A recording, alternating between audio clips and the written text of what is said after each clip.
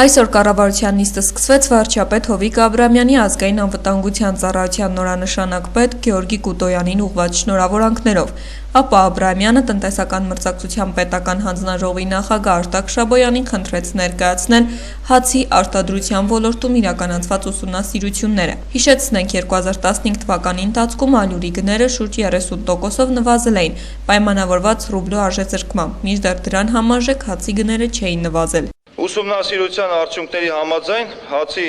գները 2015 թվականի ընթացքում նվազել են 9-ից 10%-ի չափով։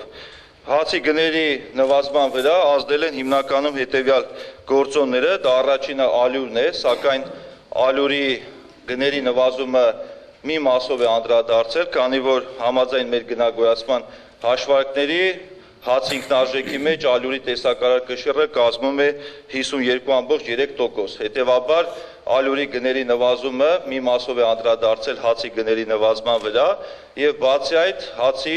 գների վրա ազդել են նաեւ երկու այլ գործոններ, որոնք արդեն անդրադարձել են բարձրացման ուղղությամբ, դա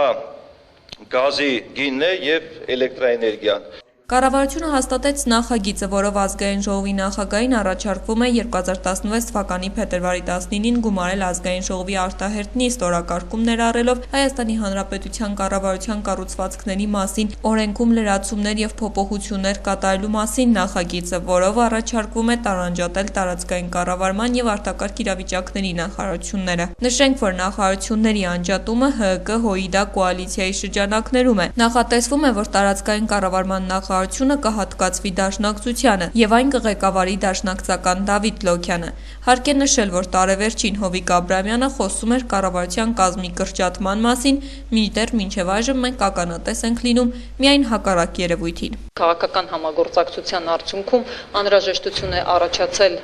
ուրեմն ստեղծել տարածքային կառավարման եւ զարգացման նախարարություն եւ արտակարգ իրավիճակների նախարարություն։ Կառավարության մեկ այլ նախագծով մարտի 7-ի աշխատանքային օրը տեղափոխվեց մարտի 12-ին շաբաթ օրը։ Նախագիծը ներկայացրեց կառավարության աշխատակազմի ղեկավար նախարար Դավիթ Հարությունյանը։ Վարչապետ Հովիկ Աբրամյանն ասաց, որ հարցն իր համար վիճելի է եւ ուզում է լսել կարծիքներ։ Այսպիսով մարտի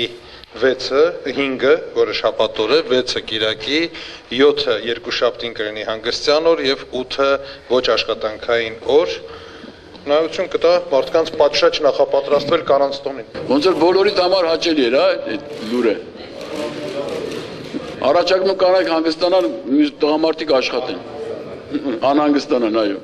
Նոր մշակվող ընտրական օրենսգրքի հետ կապված ընդդիմության հիմնական առաջարկը շարունակում է մնալ ընտրությանը մասնակցած քաղաքացիների ցուցակների հրապարակման հարցը։ Այսօր կառավարության նիստից հետո լրագրողների հետ զրույցում անդրադառնալով այս հարցին ազգային ժողովի աշխատակազմի ղեկավար Հրայր Թովմասյանն ասաց.